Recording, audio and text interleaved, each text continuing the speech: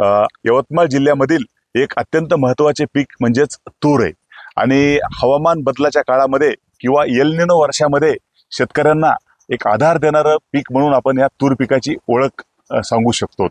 तर तूर पिकाच्या बीज प्रक्रियेबद्दल आज आपण सविस्तर माहिती घेऊयात। आपल्यासोबत आहेत डॉक्टर प्रमोद मगर सर। तूर पिकामध्ये बीज प्रक्रियेचं महत्त्व सांगा आणि कोणत्या बीज प्रक्रिया आपण केल्या पाहिजे ते सांगा। तूर पिकामध्ये बीज प्रक्रियेचं महत्त्व हे अनन्यसाधारण आहे, कारण आपण बघतो की तूर पीक हे आंतरपीक म्हणून कापूस आणि सोयाबीन या दोन्ही पिकामध्ये घेतलं जातं आणि बऱ्याच वेळेला एखादं आपलं मुख्य पीक जेव्हा त्याचं उत्पादन आपल्याला समाधानकारक मिळत नाही, तेव्हा आपल्यासाठी अतिशय महत्त्वाचं असं पर्यायी पीक आणि आपल्याला तारणारं पीक म्हणून ज्या पिकाकडे आपण बघतो ते म्हणजे तूर। तर या तूर पिकामध्ये बीज प्रक्रिया करत असताना रासायनिक बुरशीनाशक, त्यानंतर जीवाणू संवर्धक आणि जैविक बुरशीनाशक या अनुक्रमाने आपण बीज प्रक्रिया करायला हवी।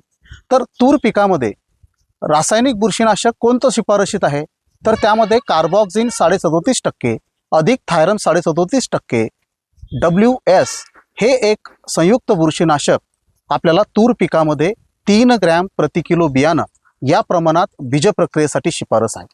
आता या रासायनिक बुरशीनाशकाची बीज प्रक्रिया केल्यामुळं आपल्या तूर पिकाला आणि बियाण्याला जेव्हा आपण पेरू तेव्हा या तूर पिकामध्ये मर रोग, मुळकूज रोग, खोडकूज रोग यासारख्या रोगांची लागण होणार नाही।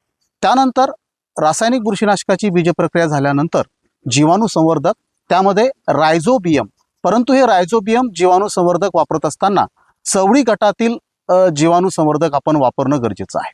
तर त्यामध्ये रायझोबियम 25 ग्रॅम प्रति किलो बियाणं या प्रमाणामध्ये आपण बीज प्रक्रिया करावी, म्हणजे आपल्या जमिनीतील जो नत्र आहे तो नत्र आपल्या पिकाला मुळावाटे हा उपलब्ध होईल आणि वातावरणामध्ये जो काही नत्र आहे तो नत्र स्थिरीकरण करून तो आपल्या पिकाच्या वाढीसाठी हे रायझोबियम, चवळी गटातील जे रायझोबियम आहेत जीवाणू ते आपल्या पिकाला उपलब्ध करून देतील।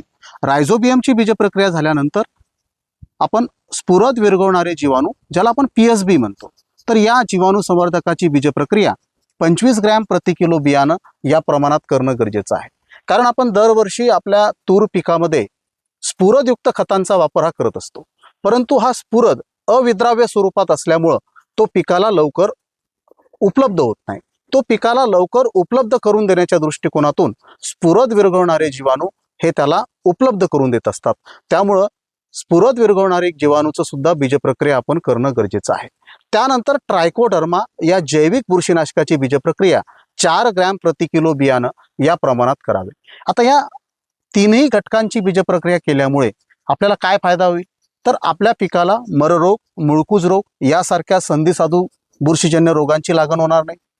त्यानंतर जीवाणू संवर्धकाची बीज प्रक्रिया केल्यामुळं नत्राची उपलब्धता आपल्या पिकाला होणार आहे, त्याबरोबर स्फुरदची उपलब्धता आपल्या पिकाला होणार आहे आणि परिणामी आपण जैविक बुरशीनाशकाची बीज प्रक्रिया केल्यामुळे सुद्धा बऱ्याच अंशी जमिनीतून आणि बियाण्याद्वारे उद्भवणारे जे बुरशीजन्य रोग आहेत त्यांचं सुद्धा लागण आपल्या पिकाला होणार नाही। त्यामुळे शेतकरी बंधूंनी या तूर पिकामध्ये सुद्धा बीज प्रक्रियेचं तंत्रज्ञान हे आहे तसं वापरणं अतिशय गरजेचं आहे। सर, आपण या सर्व पिकामध्ये बीज प्रक्रियेचं महत्त्व आमच्या शेतकरी बंधूंसाठी विशद केलं, परंतु या बीज प्रक्रियेसाठी जे काही बुरशीनाशक, कीटकनाशक व जैविक खते व जैविक बुरशीनाशके कुठं उपलब्ध होतात त्याबद्दल देखील आमच्या शेतकरी बंधूंना थोडी माहिती द्या। निश्चितपणे जे रासायनिक घटक आहेत ते तर आपल्याला परवानाधारक कृषी निविष्ठा विक्रेत्याकडून आपल्याला म्हणजे त्याचं पक्कं बिल घेऊन विकत घेता येईल, परंतु ज्या जैविक निविष्ठा आहेत त्या आपल्याला कृषी विद्यापीठे, कृषी विज्ञान केंद्र